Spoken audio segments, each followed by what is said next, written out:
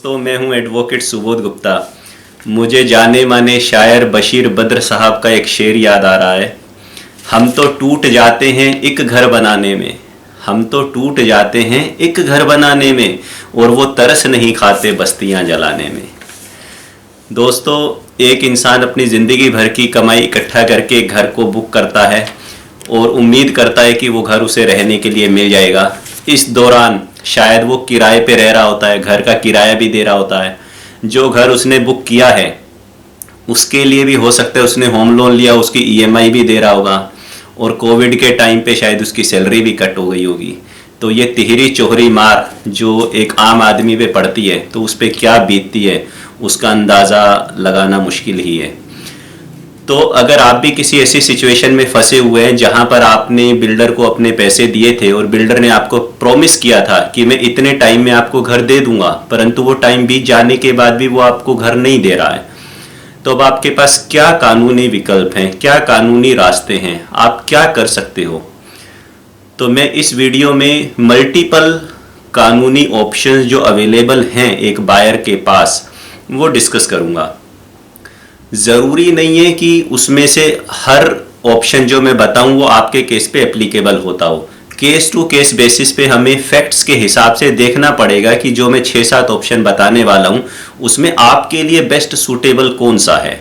जब मैं कहता हूं कि बेस्ट सूटेबल कौन सा है तो हमें ये देखना होता है कि हम एक पर्टिकुलर केस में बिल्डर से चाहते क्या है। कई लोग कहते हैं हमें तो हमारा पैसा चाहिए, घर चाहिए ही नहीं। कई कहते हैं घर तो मिल गया पर वो रजिस्ट्री नहीं करा रहा है। कई कहते हैं घर भी मिल गया, रजिस्ट्री भी करवा दी है, लेकिन जो कंस्ट्रक्शन क्वालिटी है वो बहुत ख़राब है। जिम बनाने के लिए बोला था वो दिया ही नहीं, पार्किंग का लफड़ा चल रहा है। तो डिपेंड करता है कि हम किस तरह का रिलीफ चाहते हैं, उसके हिसाब से ही ये बेस्ट एडवाइस दी जा सकती है कि कौन सी फोरम, कौन सी कोर्ट में जाना आपके लिए ज़्यादा हितकारी होगा। सबसे पहले तो कोई भी कानूनी एक्शन लेने से पहले आपको किसी एडवोकेट से मिलना चाहिए और आपका जो बिल्डर बायर एग्रीमेंट बना था उस बिल्डर के साथ और जो अन्य डॉक्यूमेंट आपके पास हैं वो आपको अपने वकील साहब को दिखाने चाहिए, उनकी राय लेनी चाहिए, और उसके बाद उस बिल्डर को एक लीगल नोटिस भेजना चाहिए। और उस लीगल नोटिस में आपके एडवोकेट जो भी आपके लीगल ग्राउंड्स बनते हैं उन सब का जिक्र करेंगे और जो आप रिलीफ चाहते हैं वो उस बिल्डर से डिमांड करेंगे।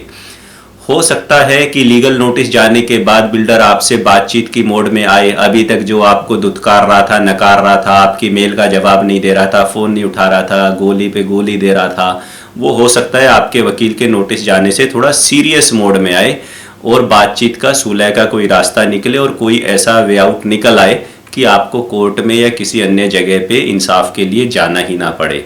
तो ये फर्स्ट तरीका है जो आपको अडॉप्ट करना चाहिए। अगर लीगल नोटिस देने के बावजूद बात नहीं बनती है तो अब मैं आपको कुछ लीगल ऑप्शंस बता रहा हूँ जिनका आपके पास अधिकार है कि उसमें से आप कोई भी ऑप्शन चूज कर सकते हो या मल्टीपल ऑप्शंस भी चूज कर सकते हो depending upon option.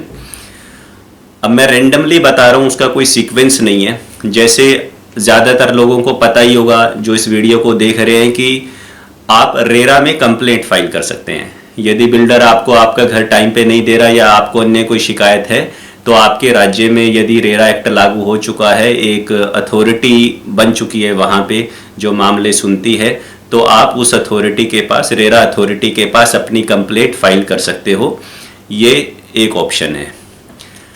RERA authority में केस फाइल करने से एक फ़ायदा ये होता है कि रेरा एक स्पेशलाइज्ड ट्राइब्यूनल है जो सिर्फ रियल एस्टेट के मामले ही देखती है। इसके पास अन्य कोई केसेस तो होते नहीं है, तो यहाँ पे केस का फैसला जल्दी होने की उम्मीद होती है, तो टाइम बचता है।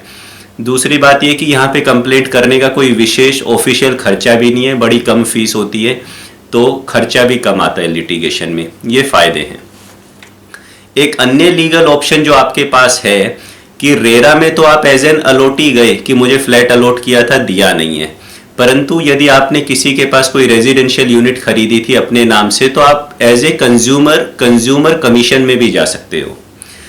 नॉर्मल भाषा में कंज्यूमर कोर्ट कह देते हैं पर प्रॉपर वर्ड कंज्यूमर कमीशन है, पहले कंज्यूमर फोरम भी कहते थे। तो कंज्यूमर कमीशन हर डिस्ट्रिक्ट लेवल पे है, तो डिपेंडिंग अपॉन कि आपका फ्लैट कितने का है, आप कंज्यूमर कमीशन या स्टेट कमीशन में केस फाइल कर सकते हो बिल्डर के खिलाफ। और आप बता सकते हो ऑनरेबल कंज्यूमर कमीशन को कि मैं एज ए कंज्यूमर यहाँ पर ये कंप्लेंट इस बिल्डर के खिलाफ कर रहा हूँ, मैंने इसको इस चीज़ के लिए पैसे दिए, इसने मुझे ये प्रॉमिस किए थे, ये एग्रीमेंट है, उसने ये प्रॉमिस पूरे नहीं किए, इसकी सेवाओं में कमी है, डेफिशिएंसीज इन सर्विसेज है। और कंज्यूमर कमीशन केस का फैसला आमतौर पे जल्दी करती है और ये भी एक कम खर्चीला लिटिगेशन का माध्यम है। यहाँ पे भी पैसे कम खर्च होते हैं और फैसला जल्दी आता है। ये एक दूसरा उपाय है। कुछ राज्यों में जहाँ पर रेरा अथॉरिटी अभी सेटअप नहीं हुई है, वहाँ के राज्यों के निवासियों के लिए ये भी ऑप्शन है कि वो सिविल कोर्ट में चले जाएं। जो दीवानी अदालत है आपके ज़िले की, आप वहाँ जा सकते हो।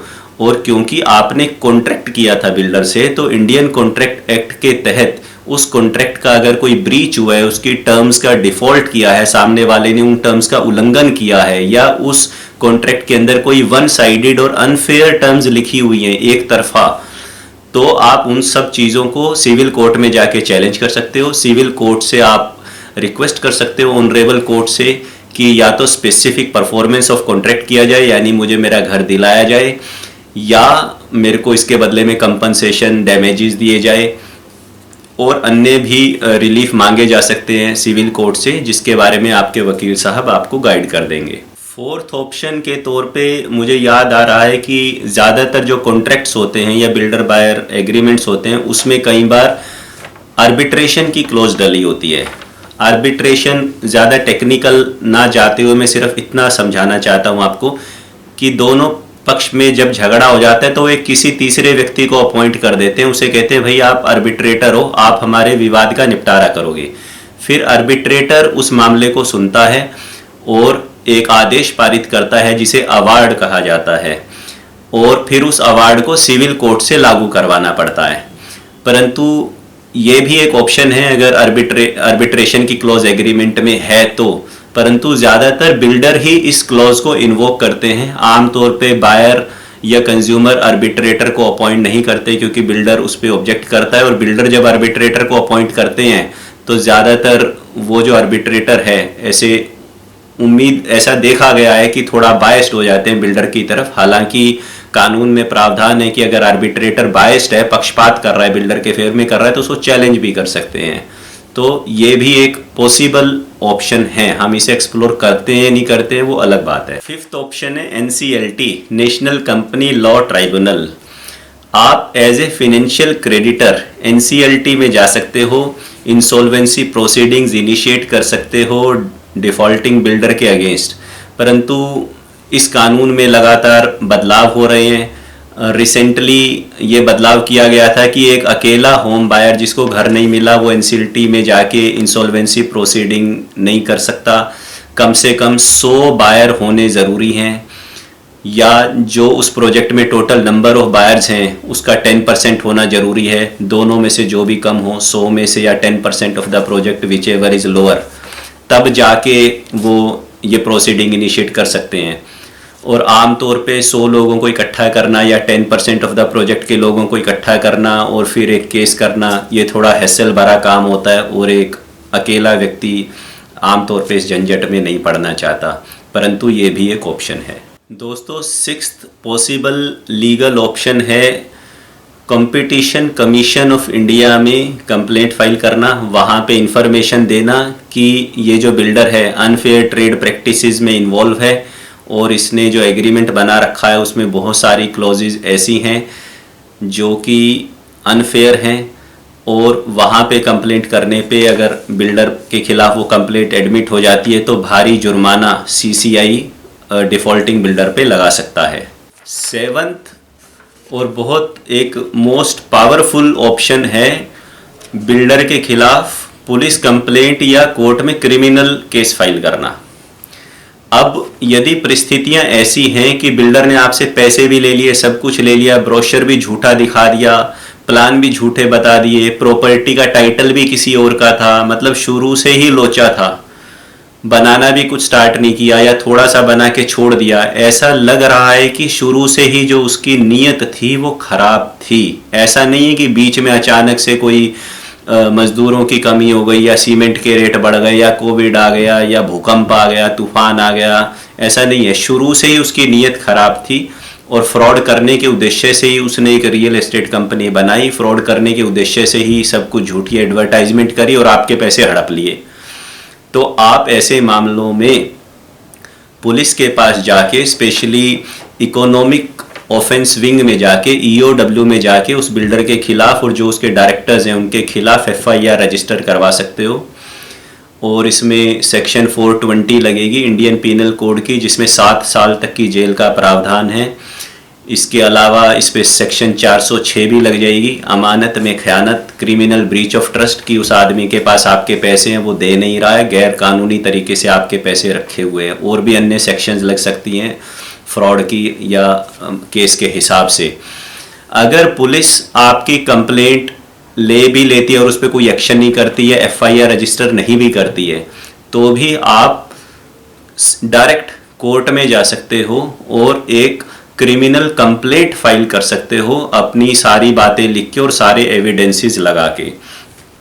ये एक बहुत सशक्त माध्यम है, क्योंकि क्रिमिनल केस जब फाइल होगा उस बिल्डर के खिलाफ और उसके डायरेक्टर्स के खिलाफ, तो उसे कोर्ट में आना ही पड़ेगा। और अगर वो कोर्ट में नहीं आएंगे तो उनके खिलाफ बेलेबल या नॉन बेलेबल वारंट जारी हो सकते हैं, वो अरेस्ट भी हो सकते हैं। तो जब जेल जाने का खतरा आएगा तो डेफिनेटली अगर वो आपकी प्रॉब्लम को सोल्व कर सकते हैं तो वो सोल्व करेंगे। ये एक प्रेशर टेक्टिक है। क्रिमिनल कोर्ट का जो पर्पस है वो आपके पैसे दिलवाना नहीं है। क्रिमिनल कोर्ट का जो पर्पस है वो है कि अगर कोई व्यक्ति गुनाह कर रहा है तो उसे उसकी सजा देना है। तो पैसे सिविल जो मेथड है, सिविल कोर्ट है या रेरा है या कंज्यूमर फोरम है, जो मैंने ये बताए हैं आपको, वहां से मिलने की ज़्यादा उम्मीद है। क्रिमिनल कोर्ट प्रेशराइज करने के लिए है। अब आपके मन में सवाल ये आ रहा होगा कि ऑप्शन तो सुन लिए, 6-7 ऑप्शन सुन लिए, इसमें से कौन से बेस्ट रहेंगे। जब हम कहते हैं बेस्ट कौन से रहेंगे, तो एक आम आदमी ये चाहता है कि जो मुकदमेबाजी हो उसमें मेरा कम से कम खर्चा हो, जल्दी से जल्दी वो मुकदमा निपट जाए, यानी मुझे इंसाफ जल्दी मिल जाए, और जहाँ से मुझे इंसाफ मिले वो असरदार हो, यानी कि काम हो जाए। ऐसा नहीं है कि कोर्ट ने ऑर्डर कर दिया फिर भी सामने वाला उसे मान ही नहीं रहा है, तो उसका इम्पैक्ट हो, उसका एग्जीक्यूशन हो जाए ऑर्डर का। तो मैं पर्सनल एक्सपीरियंस से इसमें से जो मैंने ऑप्शंस बताए हैं उनमें से 3 को शॉर्ट लिस्ट करता हूँ। एक है रेरा, दूसरा है कंज्यूमर कमीशन और तीसरा है क्रिमिनल कंप्लेंट। अब इन तीनों के कॉम्बिनेशन से बेस्ट रिजल्ट आते हैं मेरे एक्सपीरियंस के हिसाब से ज़्यादातर केसेस में। आप अगर रेरा में कंप्लेंट कर देते हो तो साइमल्टेनियसली आप क्रिमिनल कंप्लेंट भी कर सकते हो। ऐसा नहीं कि आपने रेरा में कंप्लेंट कर दी तो आप क्रिमिनल केस नहीं कर सकते। क्रिमिनल केस अलग है, रेरा में कंप्लेंट अलग है। इसी तरह अगर आपने कंज्यूमर कमीशन में कंप्लेंट फाइल की है तो वो भी कर सकते हो आप, और आप क्रिमिनल कंप्लेंट भी कर सकते हो। कुछ केसेस में आप कंज्यूमर कंप्लेंट भी कर सकते हो और रेरा में भी कंप्लेंट साइमल्टेनियसली कर सकते हो, बशर्ते कि दोनों से जो आपने रिलीफ मांगे हैं, रेमेडी मांगी है, वो अलग अलग हों। उनमें आपस में एक ही बात दोनों से नहीं मांगनी। तो इन तीनों के जो कॉम्बिनेशन हैं, कंज्यूमर कमीशन का, रेरा का और क्रिमिनल कोर्ट का, डिपेंडिंग अपॉन कि आपके केस के फैक्ट्स क्या हैं, यदि आप उनमें से रेरा या कंज्यूमर कमीशन में से किसी एक को चूज करते हैं और उसके साथ क्रिमिनल कंप्लेंट करते हैं कोर्ट में, तो बेस्ट रिजल्ट आने के आसार हैं। और अंत में मेरी आपको एडवाइस ये है कि अगर आप कोई घर बुक कर ही रहे हो तो जब आप 50 लाख का या 1 करोड़ का या इससे भी ज़्यादा का घर खरीदते हो, उस समय जो एग्रीमेंट आप साइन करते हैं उस समय आप किसी एडवोकेट से, किसी जानकार व्यक्ति से संपर्क कीजिए, उसे सारी चीज़ें दिखाइए, उसको एग्रीमेंट पढ़वाइए, उसका ओपिनियन लीजिए।